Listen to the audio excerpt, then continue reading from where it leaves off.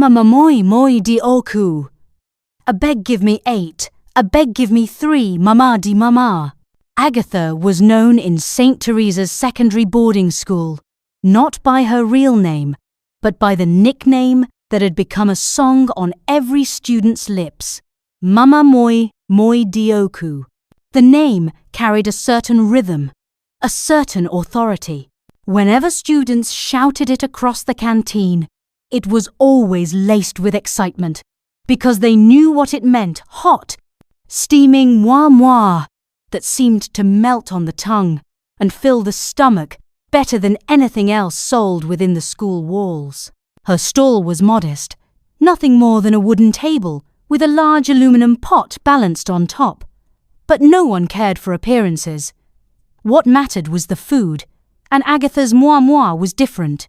It had a rich, smoky aroma that clung to the air, drawing even those who had not planned to eat. The leaves were wrapped tightly, the contents perfectly firm yet tender. Other food sellers struggled to empty half of their stock each day, while Agatha's pot was scraped clean before the first bell for afternoon classes. To the casual eye, it was the product of skill, experience, and perhaps a little luck. But beneath the surface, there was something darker, a secret Agatha guarded with her very life. It had begun months earlier, when Agatha noticed how her fortunes were dwindling. She had once sold a kara by the roadside before deciding to try her hand at moi moi. At first, sales were fair, but not enough to take care of her 3 children at home. Every evening she returned with unsold food, her shoulders sagging under the weight of disappointment. Her competitors laughed, mocking her failure. Some even told her bluntly that she should give up, that perhaps canteen business was not her destiny. Agatha, however, was stubborn. She believed destiny was not something handed to anyone freely. It was something you fought for, even if the fight took you into dark corners. And so, when she met Uche, the mortuary attendant at St. Jude's Hospital, she came with an evil suggestion that changed everything. Uche was a wiry man, with hollow cheeks and eyes that always seemed to hide secrets of their own. He had worked in the mortuary for years, scrubbing bodies, dressing them, preparing them for burial. To most people, he was invisible, a shadow people ignored, because his job was tied to death. But Agatha saw him as an opportunity. It was on a rainy evening when their deal began. Agatha had gone to the hospital to visit a sick relative, and while waiting outside the mortuary block, she struck a conversation with Uche. One thing led to another, and she confessed how desperate she was to save her business. Uche then gave her a suggestion that Agatha hooked up immediately.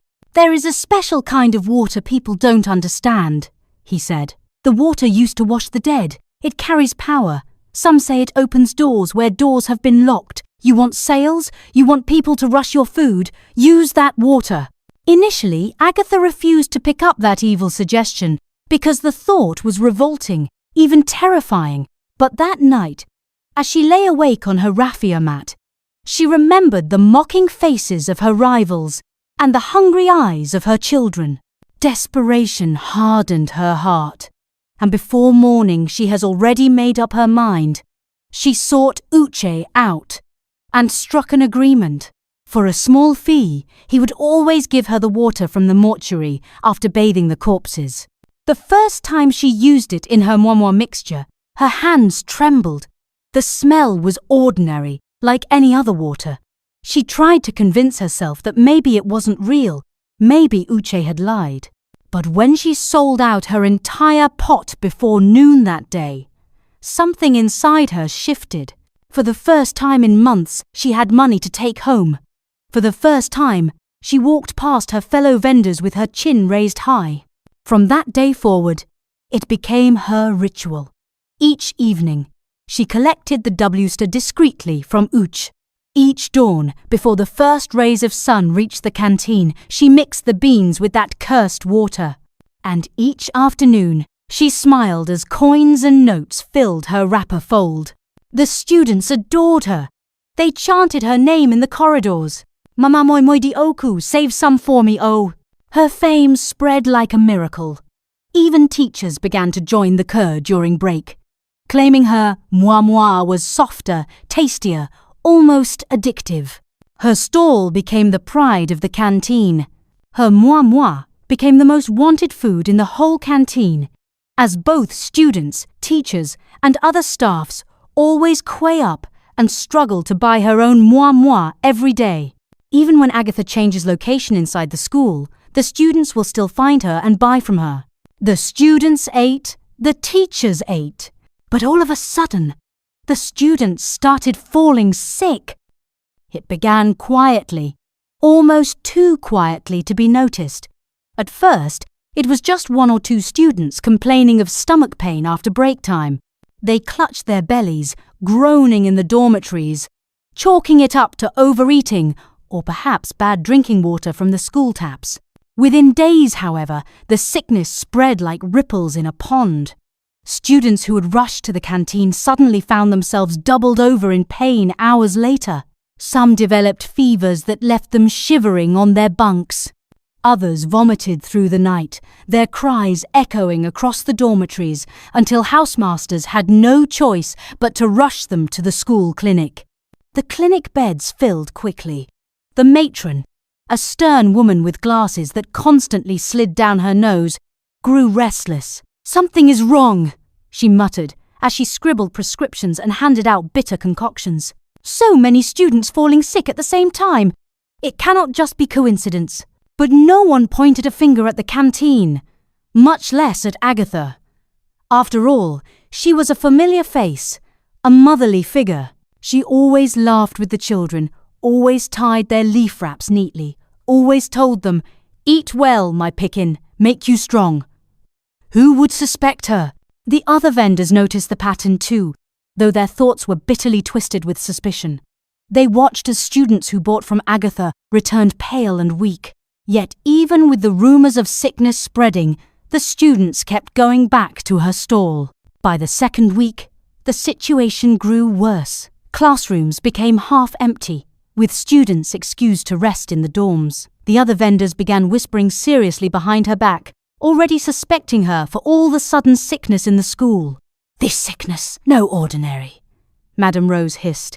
"Students day full sick steady, but her pot still day empty every day. Something day inside her food." Baba Kunle nodded grimly. "But who go talk?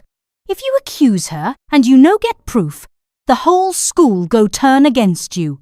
They agreed and met with the principal to put a close eye on Agatha if he wants to know the problem behind his students, sudden sickness of his students. It was a hard decision for the principal, as he has already trusted Agatha to be a saint, but this time he finally put away emotions and agreed to investigate Agatha. And then the drama begins. What Agatha didn't know was that her routine had drawn eyes. The weeks of sickness in the school had created unease, and the principal, desperate to uncover the cause, had ordered a quiet investigation. The matron, through the order of the principal, also already suspicious of the canteen food, they had no proof. But whispers from the other vendors had pointed them in Agatha's direction. The dawn that would change everything began like any other. The roosters had barely crowed when Agatha rose from her raffia mat. She tied her wrapper tightly around her waist, adjusted her headscarf, and lit the kerosene stove. The familiar clinking of pots filled the small kitchen as she prepared her beans for grinding. But on this particular morning, there was something different in the air. Something heavy, watchful.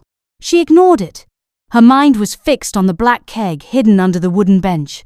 As always, Uche had delivered it the night before, the black plastic container still damp from the mortuary floor. Agatha stared at it for a moment, her eyes narrowing, before she bent down and dragged it out. The liquid inside sloshed as she uncapped it. There was no foul smell, nothing that could betray what it truly was. To her, it looked no different from ordinary water. Yet, in the dim light of the kitchen, it seemed to ripple with an unnatural shimmer, as though mocking her. She shook off the thought, poured it into the bowl of beans, and began to stir. What Agatha didn't know was that her routine had drawn eyes. As she poured the mortuary water into her mixture, 3 figures stood outside her kitchen window, hidden in the shadows. The matron, the vice principal, and one of the canteen supervisors. They had followed Agatha earlier when she went to collect the water from Ooch, determined to catch her at her preparations. From the window, they saw everything, the keg, the pour, the deliberate stirring. Their eyes widened in disbelief. Their mouths hung open in silent horror. The matron clasped her hand over her lips to stifle a gasp. The vice principal's face hardened, rage building in his chest. "Jesu," the supervisor whispered. "So not true." Inside, Agatha hummed softly to herself, oblivious. Her wooden spoon moved in circles, each turn binding her deeper into the net of her own destruction. She added spices, salt, pepper, and a dash of palm oil. The mixture thickened, smooth and perfect for steaming. To her, it was business as usual. To the watchers, it was evidence of evil laid bare. The matron banged in, her voice trembling with anger. "Agatha!" she shouted, her voice piercing the morning air. Agatha jumped, the spoon clattering from her hand. She turned sharply, her eyes darting to the window, where the 3 figures now stood fully visible. Her heart pounded in her chest. What are you people doing here this early?" she stammered, trying to mask her fear. The vice principal stormed inside, his eyes blazing. He pointed at the keg. "What is this, Agatha? What have you been using?" Agatha froze, her lips quivering. "It's just water, ordinary water," she muttered, backing away slowly. "Lies!" the matron snapped, stepping forward. We saw you get the water from the mortuary attendant. That is not ordinary water. That is corpse water, isn't it? From the mortuary." The room fell silent, the accusation hanging heavy in the air. Agatha's knees buckled. She tried to speak, to deny, but the words tangled in her throat. The supervisor bent, lifted the keg, and sniffed cautiously. His face twisted in disgust. "I've heard of it before," he said grimly. "Some wicked people use it for juju. Now we know why her stall never lacks customers. Now we know why our children have been sick." Agatha's mouth opened and closed like a trapped fish. Her eyes darted from face to face, searching for mercy, but all she found was fury. The matron's voice shook with grief as she said, "How could you, Agatha? These are children, innocent children, and you feed them death." Tears streamed down Agatha's face. I only wanted to survive," she whispered. "Business was failing. My children were hungry. Uche told me it would bring sales. I didn't mean for anyone to be harmed." The vice principal's face darkened further. "You mean you didn't care? You sold your soul for money. You turned food into poison." By now, voices had begun to gather outside. Neighbors drawn by the shouting peeked into the doorway. Whispers spread quickly like wildfire. Within minutes, students passing by stopped to listen. Soon, the entire compound buzzed with the scandal unraveling before their eyes. "Mama Moi Moi di Oku?" one boy cried in shock. "Nashi?" Another student covered her mouth in horror. "No wonder we day always sick. Jesus Christ." Agatha's secret, long hidden behind steaming leaves and sweet smiles, now lay naked before the world. The matron grabbed Agatha by the arm. "This ends today. You will never sell another wrap in this school." The crowd outside grew larger, murmurs turning to shouts, shouts into outrage. Students, teachers, even fellow vendors pressed forward, their faces twisted with anger and disbelief. The woman they had once trusted, the motherly figure who had fed them, had betrayed them all.